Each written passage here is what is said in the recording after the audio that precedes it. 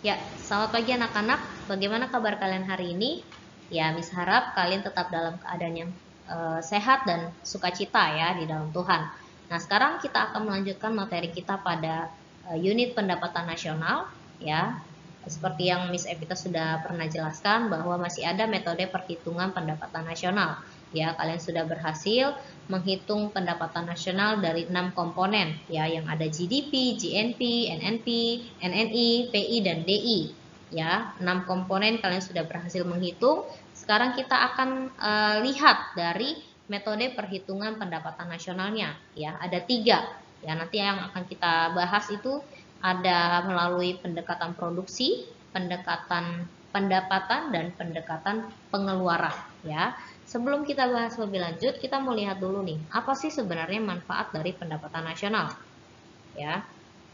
Bisa kalian lihat dan sambil dibaca, ada 3 manfaat pendapatan nasional. Ya, yang pertama, menganalisis perkembangan pendapatan dari tahun ke tahun. Ya, seperti yang sudah saya sampaikan bahwa pendapatan nasional itu biasanya dihitung di setiap negara. Jadi setiap negara punya besaran pendapatan nasional yang berbeda-beda ya dari tahun ke tahunnya. Nah, tujuan pendapatan nasional ini dihitung itu supaya menganalisis perkembangan pendapatannya. Ya, perkembangan pendapatan kan biasanya juga dipengaruhi dari tingkat ekonominya ya, tingkat perekonomiannya ya, berkembang atau tidak nih ya dari tahun sebelumnya ke tahun selanjutnya. Nah, itu bisa dianalisis atau bisa dilihat perkembangannya dari pendapatan nasional. Nah, yang kedua, mengetahui struktur perekonomian suatu negara ya, itu negara agraris atau negara industri. Ya, sama. Dari pendapatan nasional juga nanti akan terlihat ya bahwa setiap negara pasti punya perekonomian yang berbeda-beda ya. Agraris dan industri di sini bisa juga digolongkan sebagai negara berkembang atau negara maju ya, dilihat dari pendapatan nasionalnya ya. Nah, kemudian yang ketiga, mengetahui kemajuan suatu negara dalam mencapai kemakmuran ya. Nah, setiap tahunnya ya, dari pendapatan nasional juga negara akan melihat ya sudah sejauh mana kemajuan yang dicapai oleh negara tersebut ya. Setiap tahun kan pasti negara punya target ya, setiap tahun pasti negara punya pencapaian yang akan digenapi. Nah, sekarang dari pendapatan nasional lah bisa dilihat ya negara tersebut sudah mencapai tujuannya atau belum ya, negara tersebut sudah mencapai kemakmuran yang akan dicapai di tahun sebelumnya atau belum ya. Nah, dari pendapatan nasional juga bisa dilihat ya apakah besaran pendapatan nasional tahun ini itu sudah lebih baik daripada tahun sebelumnya. Jadi bisa dilihat nanti ya, bisa diketahui kemajuan suatu negara dalam mencapai kemakmurannya. Oke. Nah, sebelum kita masuk ke model perhitungannya, ya, metode perhitungan pendapatan nasional, kita akan lihat dulu nih, ya, komponen-komponen pendapatan nasional dari metode perhitungan tersebut. Ya, tadi kan ada 3 yang Bu Evita bilang ya, ada pendekatan produksi, ada pendekatan pendapatan, dan pendekatan pengeluaran. Nah, dari pendekatan produksi itu ada 6 ya komponennya. Bisa dibaca sendiri nanti.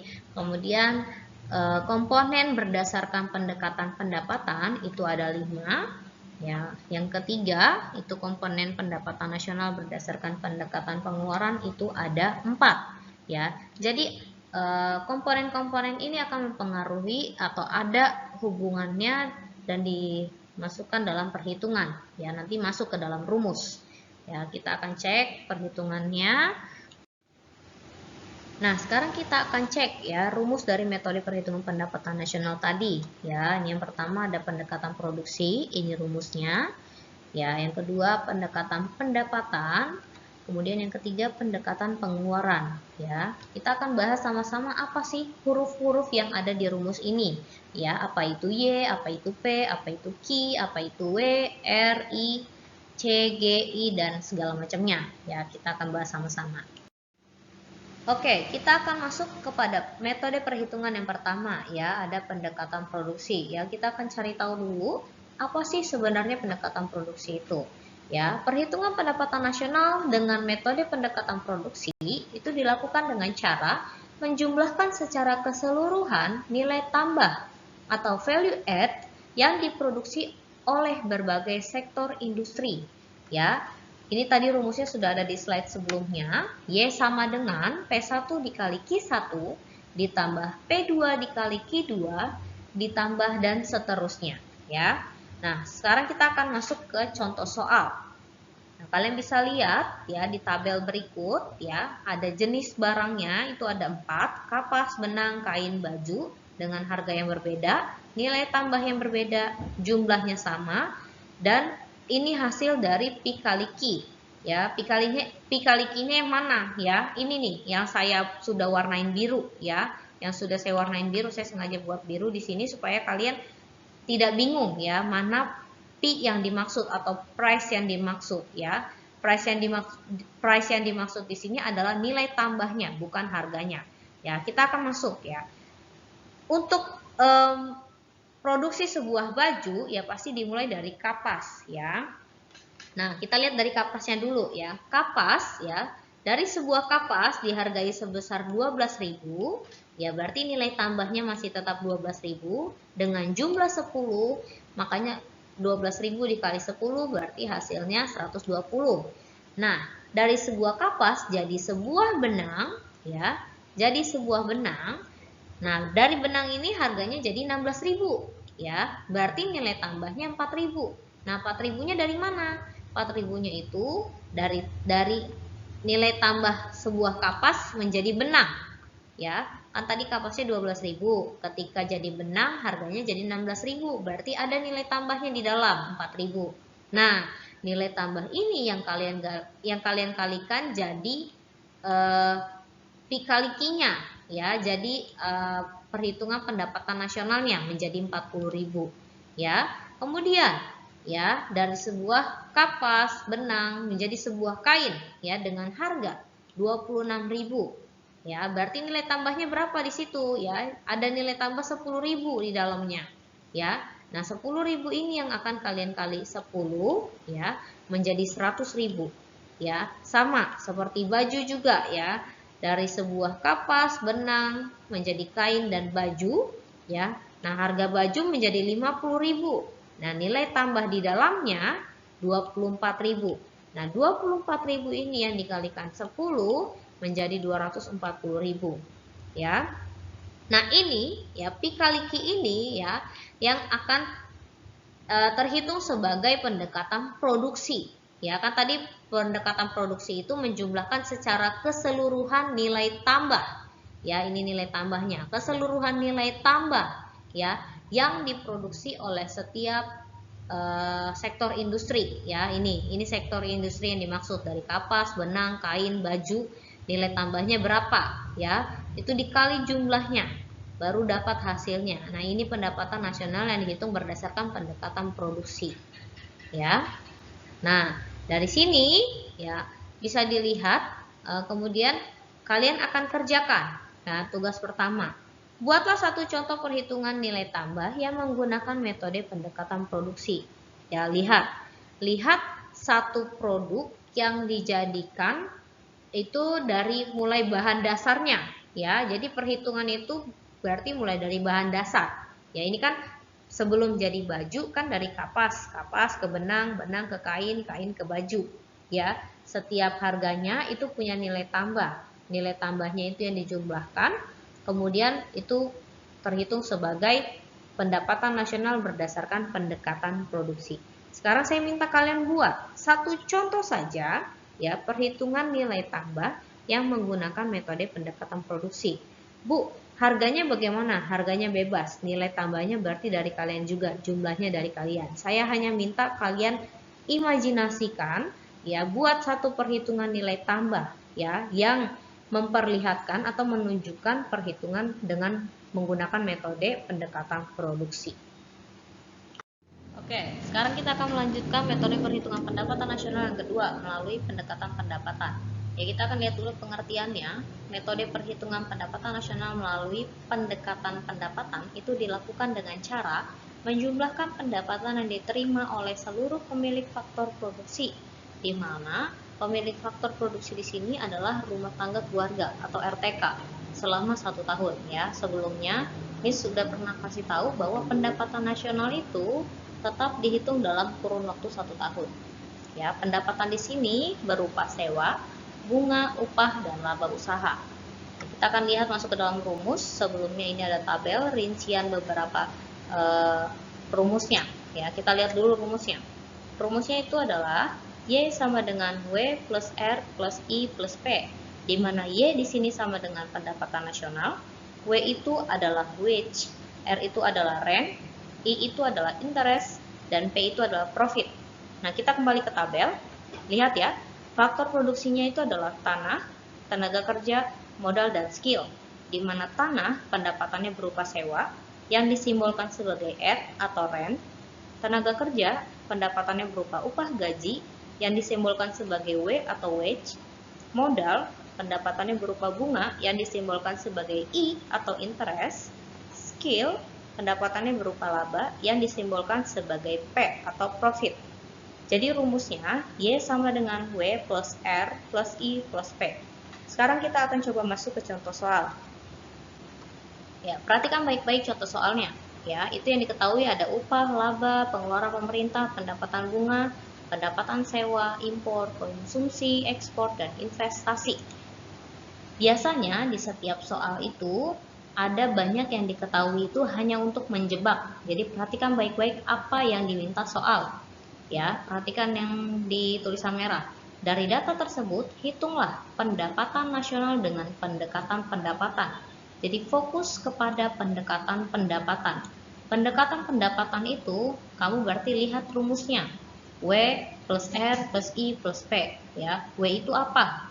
Wage. Ya, wage itu berarti upah gaji.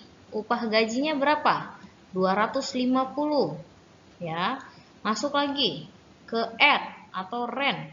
Rent itu apa? Sewa. Lihat lagi. Pendapatan sewa sebesar 280. Ya, ini dalam satuan triliun ya. Kemudian lihat lagi I, atau interest atau bunga ya. Cari di situ ya. Pendapatan bunga sebesar 680. Ya. Kemudian P atau profit, ya labanya berapa? Lihat, laba di situ 980. Ya, masukkan untuk menghitung pendapatan nasional melalui pendekatan pendapatan. Berarti Y sama dengan W plus R plus I plus P. Tinggal dijumlahkan. Ya, berarti W-nya berapa? 250. Ya, tadi upahnya 250 ya. Kemudian R-nya berapa? Ya. R-nya pendapatan sewanya. Ya, 280. Kemudian I-nya interest atau pendapatan bunganya berapa di situ? Ya, 680. Baru yang terakhir profit atau laba 980. Nah, di total ya berarti pendapatan nasionalnya itu sebesar 2190 ya. Sampai sini paham? Kalau memang nanti kurang paham, kurang jelas, bisa ditanyakan personal chat ke saya. Ya. Sekarang kita akan masuk ke metode perhitungan pendapatan nasional yang ketiga, itu ada pendekatan pengeluaran. Kita akan lihat dulu definisinya. Perhitungan pendapatan nasional dengan metode pendekatan pengeluaran itu dilakukan dengan cara menghitung seluruh pengeluaran berbagai sektor ekonomi, ya. Di situ berarti ada rumah tangga, pemerintahan, perusahaan, dan masyarakat luar negeri suatu negara pada periode tertentu. Nah, balik lagi ya, saya tekankan bahwa periode tertentu ini dalam kurun waktu 1 tahun. Nah, pengeluaran dalam pendekatan ini itu mencangkup konsumsi atau C, investasi I, pemerintahan G atau government, ekspor itu disimbolkan dengan X, dan import disimbolkan dengan M. Kita akan lihat rumusnya. Berarti Y sama dengan C plus G plus I plus X dikurang M ya. Berarti C itu konsumsi, G itu pemerintahan, I itu investasi, X itu kan ekspor, dan M itu import. Nah, kita langsung masuk ke contoh soalnya. Perhatikan baik-baik, itu yang diketahui ada upah, laba, pengeluaran pemerintah, pendapatan bunga, pendapatan sewa, import, konsumsi, ekspor, dan investasi.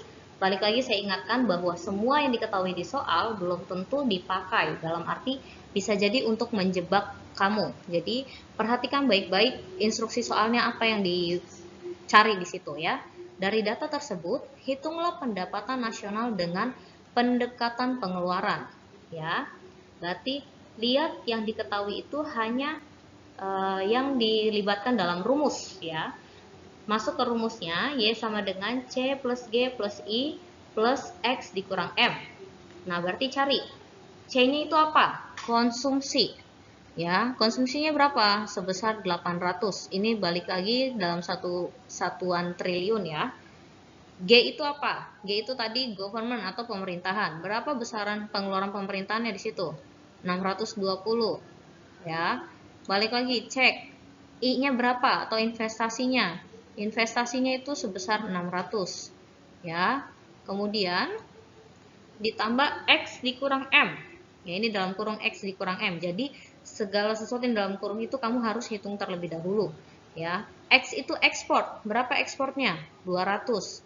M itu import. Berapa importnya? 500. Berarti kita langsung masuk ke dalam rumus. Y sama dengan C plus G plus I dalam kurung X dikurang M. Berarti masukin. Konsumsinya berapa tadi? 800 ya. G-nya itu atau government pengeluaran pemerintahannya berapa? 620.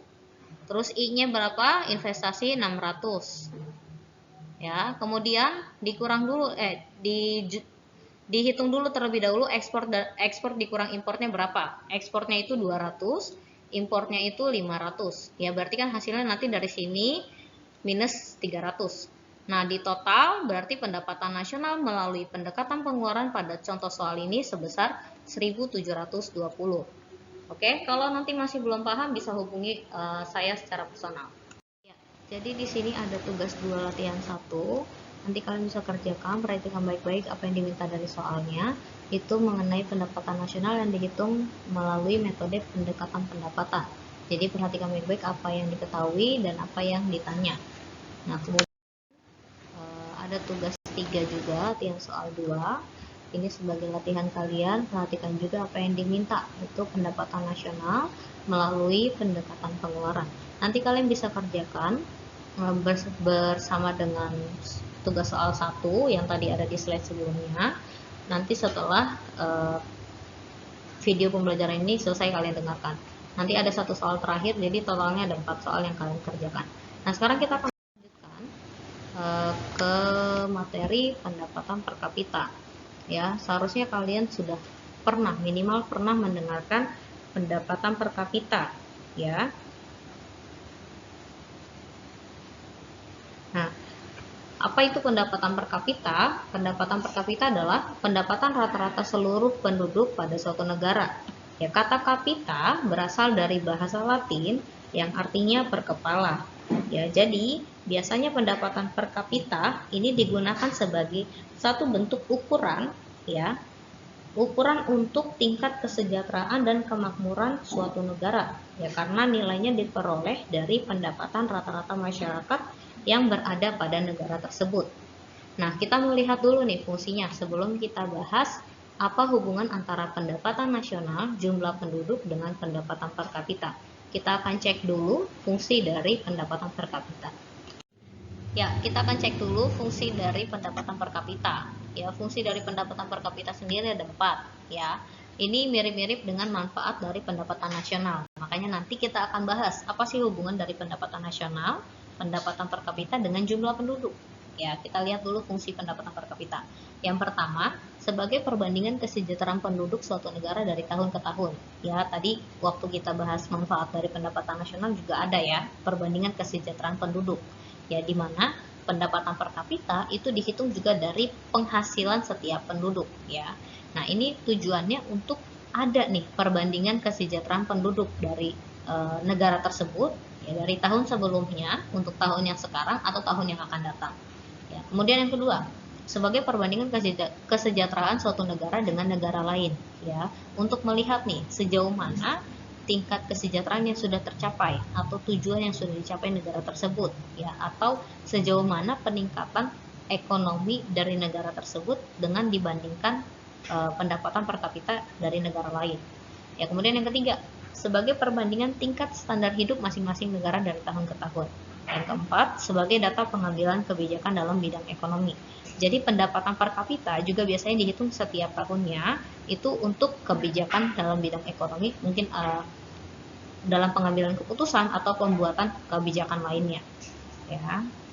Nah, sekarang kita akan masuk ke dalam hubungan antara pendapatan nasional, jumlah penduduk dengan pendapatan per kapita. Nah, apa hubungan antara pendapatan nasional, jumlah penduduk, dan pendapatan per kapita? Tadi kalau dilihat dari manfaat dan fungsi, ya manfaat pendapatan nasional dan fungsi dari pendapatan per kapita itu tidak jauh dengan hasil atau pendapatan dari setiap anggota masyarakat, ya, atau jumlah penduduknya. Kita mau lihat ya. Nah, pendapatan nasional dengan jumlah penduduk adalah dua hal yang saling mempengaruhi pendapatan per kapita. Itu lihat ya kalimatnya, pendapatan nasional dengan jumlah penduduk adalah dua hal yang saling mempengaruhi pendapatan per kapita. Jadi, naik atau turunnya pendapatan nasional atau jumlah penduduk itu akan mengakibatkan naik turunnya jumlah pendapatan per kapita. Jadi, pendapatan per kapita juga diperoleh dari besarnya atau kecilnya jumlah penduduk suatu negara. Nah, rumusnya ya, sehingga rumus yang ada atau rumus untuk menghitung pendapatan per kapita adalah GDP ya, atau produk domestik bruto. Domestik kan berarti satu wilayah ya. GDP per kapita itu sama dengan GDP tahun X, tahun yang akan dihitung, dengan jumlah penduduk tahun tersebut. Ya, itu kalau mau menghitung GDP-nya. Nah, bisa juga dihitung dalam bentuk GNP. Ya, GNP per kapita sama dengan GNP tahun tersebut dengan dibagi jumlah penduduk tahun tersebut. Nah, kita samakan ya. Sesuaikan dengan contoh soal atau latihan soal atau soal yang kamu dapat. Yang dihitung atau yang ditanya di soal tersebut menghitung GDP per kapita atau GNP per kapita. Jangan yang ditanya GDP, nanti kamu masukkan rumus atau perhitungan atau total GNP. Ya, jadi sesuaikan ya. Sekarang kita akan masuk ke contoh soal. Ya, kita akan cek contoh soalnya. Perhatikan jumlah penduduk dan GNP di beberapa negara pada tabel berikut ya. Perhatikan baik-baik tabelnya. Di situ ada 4 negara, ada negara A, B, C, dan D dengan jumlah penduduk dan jumlah GNP yang berbeda-beda. Seperti penjelasan saya di slide sebelumnya, bahwa perhitungan pendapatan per kapita ini tetap dilihat apa yang dicari, GDP per kapita atau GNP per kapita. Jadi sesuaikan dengan rumusnya. Karena di sini di soal yang diketahui GNP berarti gunakan dengan GNP per kapita. Ya, di situ kalian bisa lihat negara A jumlah penduduknya 140 juta, negara B 3 juta, negara C 12 juta, negara D 60 juta. Dengan jumlah GNP 280, 3.000, 6.000, dengan 45.000. Nah, sebelum kita cek hasil dari pendapatan per kapitanya atau total pendapatan per kapitanya, kita mau lihat dulu nih apa yang mau dicari. Ya, urutkanlah pendapatan per kapita setiap negara dari yang tertinggi. Ya, ternyata yang ditanya adalah urutan pendapatan per kapita di 4 negara tersebut ya, dari mulai yang tertinggi. Kita masuk ke rumusnya ya. Karena yang diketahui di soal GNP per kapita berarti pakai rumus GNP per kapita. Ya, GNP per kapita sama dengan GNP tahun tersebut ya, tahun ini dengan dibagi jumlah penduduk tahun itu. Ya, masukkan. Negara A 140 juta. GNP-nya itu 280 juta dibagi dengan jumlah penduduknya 140 juta. Berarti hasilnya 2000. Ya, kemudian negara B GNP-nya sebesar 3.000 dibagi dengan jumlah penduduknya 3, ini tetap dalam satuan juta ya dua-duanya ya. Jadi hasilnya 1000. Ya, kemudian negara C GNP-nya sebesar 6.000 dibagi 12 ya, 12 itu jumlah penduduknya. Berarti hasilnya 500. Nah, kemudian negara D jumlah GNP-nya sebesar 45.000 dengan jumlah penduduknya 60, berarti hasil GNP-nya atau pendapatan per kapita di negara D adalah 750. Nah, dari hasil pendapatan per kapita 4 negara ini, berarti kita bisa urutkan ya. Tadi yang diminta adalah dari yang tertinggi. Nah, berarti negara yang tertinggi, jawabannya mulai dari negara A, kemudian negara B, ya, negara A 2000, negara B 1000, lanjut ke negara D 750 dan negara C 500. Oke, kalau misalnya sampai sini belum ada yang paham, bisa hubungi saya secara personal. Oke, ini ada tugas 4, nanti kalian bisa kerjakan dengan digabungkan dengan tugas 1, tugas 2, dan tugas 3 pada slide sebelumnya ketika kalian sudah selesai mendengarkan video pembelajaran ini. Ya, perhatikan tabelnya. Di sini ada 5 negara yang diketahui dengan jumlah PNB dan jumlah penduduk yang berbeda. Nanti kalian hitung dulu berapa hasil pendapatan per kapita masing-masing negara, kemudian perhatikan instruksi soalnya. Di situ yang diminta adalah berdasarkan tabel tersebut, ya, cocokkan dengan pernyataan yang tepat, ya. Ada 5 pernyataan di sini yang diberikan. Jadi nanti hasil pendapatan per kapitanya keluar ketika kalian sudah hitung. Kemudian ini tinggal dilihat mana pernyataan yang tepat, ya. PNB di sini, ya, jumlah PNB itu sama dengan GNP, ya. Produk nasional bruto itu sama dengan gross national product, ya. Jadi jangan bingung, PNB itu apa, Bu? Kan nggak ada di rumusnya, nggak ya. PNB itu sama dengan GNP. Ya, kita sudah bahas di komponen-komponen pendapatan nasional di semester sebelumnya, naratif maksudnya. Oke, sampai di sini pertemuan kita. Kalau memang nanti ada yang ingin ditanyakan, bisa personal chat ke saya. Nanti tutup doa sendiri. Semangat terus, Tuhan Yesus memberkati.